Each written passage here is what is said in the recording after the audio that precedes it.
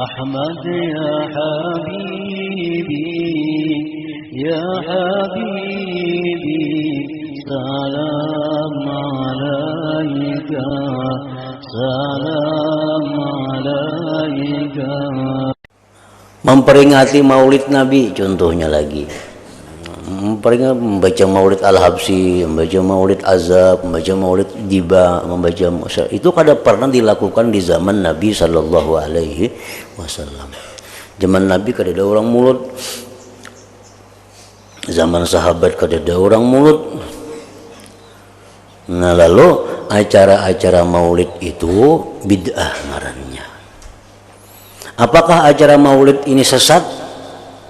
Tergantung pelaksanaannya. Tergantung pelaksanaannya. Bila pelaksanaan Maulid ini kada bertentangan dengan pokok-pokok ajaran agama, maka acara Maulid ini disebut dengan bid'ah yang baik.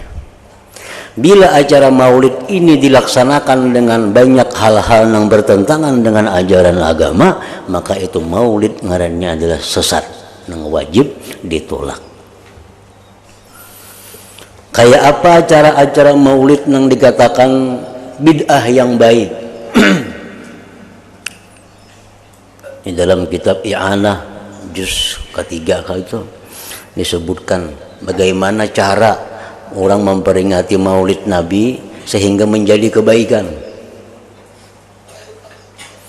Nah, di situ disebutkan bahwa dengan mengundang sekelompok orang.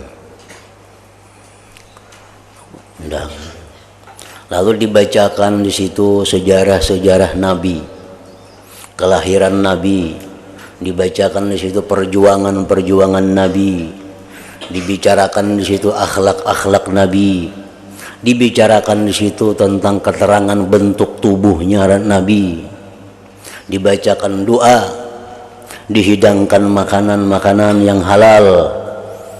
Nah, sudah itu bubar. Nah, ini bid'ah, tapi ini baik. Kenapa dikatakan baik? Satu, mengumpul orang satu kebaikan. Membaca sejarah Nabi satu kebaikan. Berdoa bersama satu kebaikan. Memberi makan orang dengan makanan yang halal satu kebaikan. Nah, jadi berkumpul banyak kebaikan-kebaikan sehingga acara Maulid Nabi tadi disebut adalah menjadi acara kebaikan ngarannya. Bujur aja di zaman Nabi itu kada ada mulut tuh bujur. Zaman sahabat kada ada Maulid bujur. Cuma kandungan yang ada dalam Maulid itu adalah sunnah. Kandungan dalam Maulid itu adalah sunnah. Seperti berkumpulnya kaum muslimin di satu tempat, itu disuruh berkumpul-kumpul, silaturahmi, saling berjinak-jinakan, menjauh datangan, itu disuruh. Membaca sejarah Nabi, hadis-hadis Nabi disuruh. Berdoa disuruh, bersalawat disuruh, memuji Nabi disuruh, memberi makan orang disuruh. Jadi Maulid itu selama isinya, selama kandungannya hal-hal yang sunnah, maka Maulid itu menjadi sesuatu acara bid'ah yang baik. Nah, apabila dalam Maulid itu terdapat hal-hal yang dilarang oleh Nabi, dalam acara Maulid itu ada didapat hal-hal yang dilarang oleh Nabi, walaupun hanya satu di antara 10 kebaikan, tapi ada satu yang dilarang. Nah, maka acara Maulid ini menjadi bid'ah dalalah, bid'ah yang sesat, bid'ah yang mendatangkan dosa. Misalnya kayak apa? Nah, misalnya orang mengadakan Maulid dengan duit nang kada halal. Nah, ini menjadi sesuatu sesat.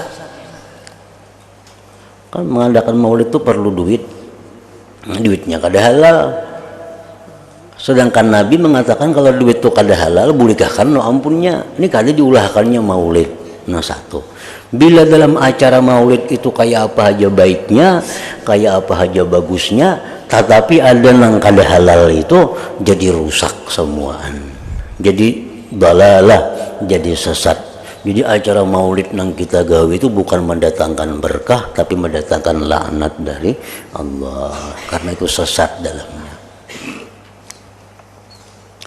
Contohnya lagi, di dalam acara maulid itu halal, yang disiapkan ini barang-barang halal. Tetapi di dalam maulid itu ada munkarat, ada kemunkaran. Di dalam kitab fikih disebutkan di antara kemunkaran itu misalnya di tempat maulid itu ada patung umpamanya. Ada patung, baik patung burung, baik patung unta, baik patung sapi, baik patung manusia.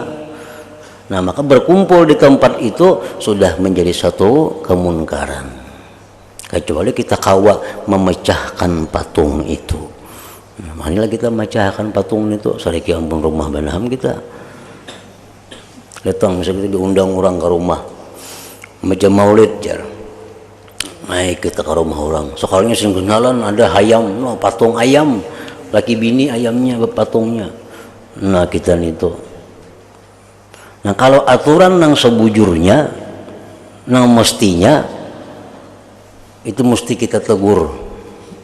Kami kada naik ke rumah sini bila patung itu ada.